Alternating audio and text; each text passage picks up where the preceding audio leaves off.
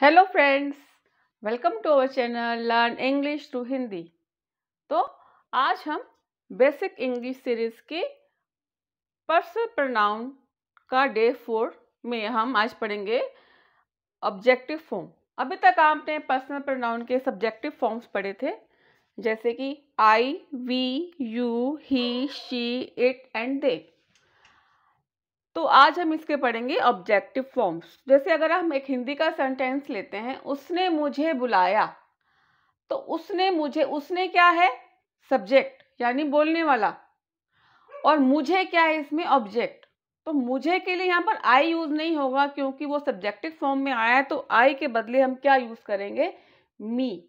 तो चलिए आज हम जानते हैं कि सब्जेक्ट, कौन से सब्जेक्ट के लिए अगर ऑब्जेक्ट बन जाता है वो, तो हम उसके लिए कौन सा वर्ड यूज करेंगे। तो जब आप इनको धीरे धीरे सेंटेंसेस बनाएंगे, इंग्लिश इनकी फ्रेम करेंगे सेंटेंसेस, और इसको बोलना स्टार्ट करेंगे, तो ये चीज़ें पढ़ने के बाद आपके दिमाग में अपने आप आएंगी। तो चलिए शुरू करते हैं। सबसे पहले हमारा सब्जेक्टिव फॉर्म अगर आई है, तो आई के लिए हमने उसका सब्जेक्ट ऑब्जेक्टिव फॉर्म यूज होगा मी, और उसकी प्रोनाउंसिएशन है मी, और उसका हिंदी में मतलब है मुझे या मुझसे। वी, वी का ऑब्जेक्टिव फॉर्म है अस, और उसकी प्रोनाउंसिएशन भी अस ही है, और उसका मीनिंग होगा हमें, हमसे। नेक्स्ट हमारा है सब्जेक्टिव फॉर्म यू, और इसका ऑब्जेक्टिव फॉर्म भी यू ही होता है, और उसकी प्रोनाउंसिएशन यू है, जैसा कि आप जानते हैं। और आपको मालूम है यू हम तुम्हें के लिए भी यूज करते हैं और आपके लिए भी। तो तुम्हें या आपको यूज करना हो, ऑब्जेक्टिव फॉर्म हो या सब्जेक्टिव, यू ही आएगा। ठीक है।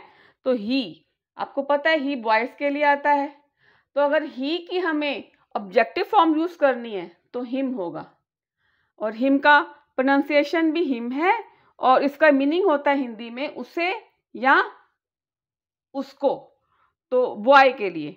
और शी आपको पता है सब्जेक्टिव फॉर्म गर्ल्स की है, और इसकी ऑब्जेक्टिव फॉर्म है हर, और हर का प्रोनाउंसिएशन भी हर है, और उसे, उसका मीनिंग हिंदी में है उसे या उससे, गर्ल के लिए, only for girl.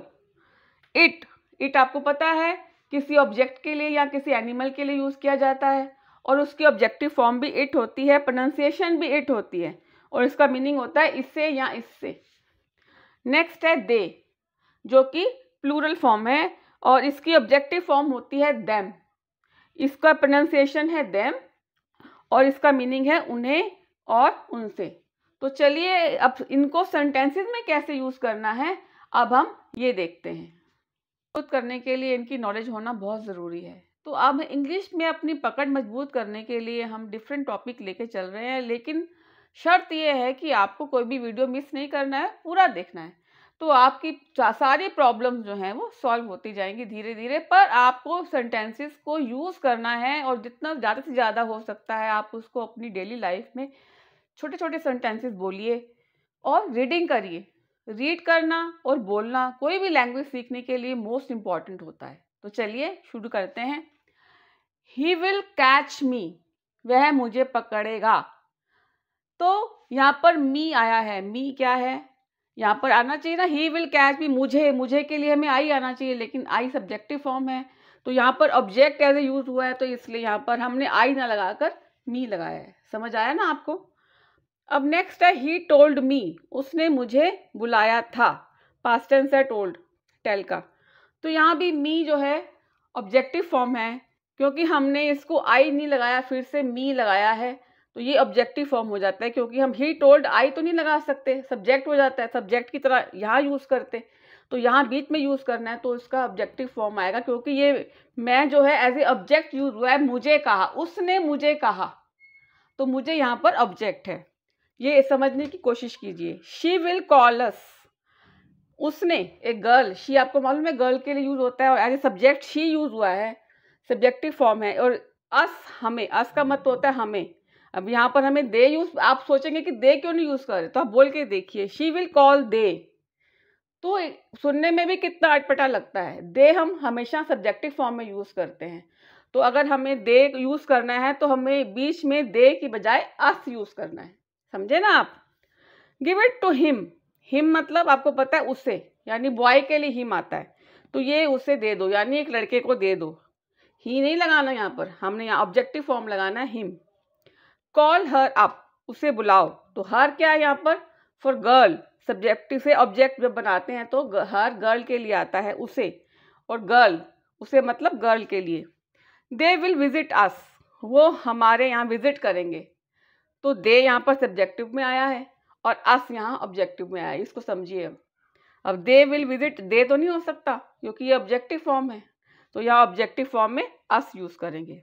They respect you, वो तुम्हारी रिस्पेक्ट करते हैं। दे सब्जेक्ट आया है और यू मतलब तुम्हारी, ये ऑब्जेक्टिव फॉर्म में है। और आपको पता है यू ऑब्जेक्टिव और सब्जेक्टिव दोनों में ही यूज होता है, बट हमें समझ आ रहा है कि यहाँ एज ए ऑब्जेक्ट यूज हुआ है। कॉल देम टू टॉक, उन्हें बुलाओ टॉक करने के लिए, बात करने के लिए, तो यहाँ पर देम यूज हुआ है। ये एज ए सब्जेक्ट, ये आपको पता है ये एज ए सब्जेक्ट यूज होता है, तभी तो ये यहाँ पर अस नहीं आया। Call them to talk. Have you tested it, यहाँ पर देखिए इट जो है वो ऑब्जेक्टिव फॉर्म में यूज किया है। क्या तुमने इसको टेस्ट किया है, क्योंकि हमें पता है इट जो है एज ए सब्जेक्टिव और ऑब्जेक्टिव दोनों फॉर्म में ही यूज होता है। तो अब तक आपने कि इंग्लिश सीखने के लिए ये बेसिक चीज़ें हैं, तभी हमारी सेंटेंस फॉर्मेशन होती है। अगर हमें पता हो कि हमारा दे के साथ क्या लगना है, ही के साथ क्या लगना है, अगर यू का ऑब्जेक्टिव फॉर्म आना है तो क्या आएगा, तो ऑब्जेक्टिव फॉर्म और सब्जेक्टिव फॉर्म दोनों ही पर्सनल प्रोनाउन में आते हैं और उनका यूज़ हमें कैसे करना है और इनकी नॉलेज होना हमें बहुत ज़रूरी है, क्योंकि हम इनका इंग्लिश सेंटेंसेस बोलने में, लिखने में इसका मैक्सिमम यूज़ करते हैं। तो मुझे होप ये वीडियो से आपके डाउट्स क्लियर हो गए होंगे, आपको समझ आ गया होगा। तो नेक्स्ट वीडियो तक आप इसके आप स्क्रीनशॉट ले लीजिए। अब नेक्स्ट वीडियो तक आप इसको प्रैक्टिस करिए, सीखिए और मेरे चैनल को सब्सक्राइब कीजिए अगर अभी तक नहीं किया, और वीडियो को लाइक और शेयर कीजिए। Happy learning.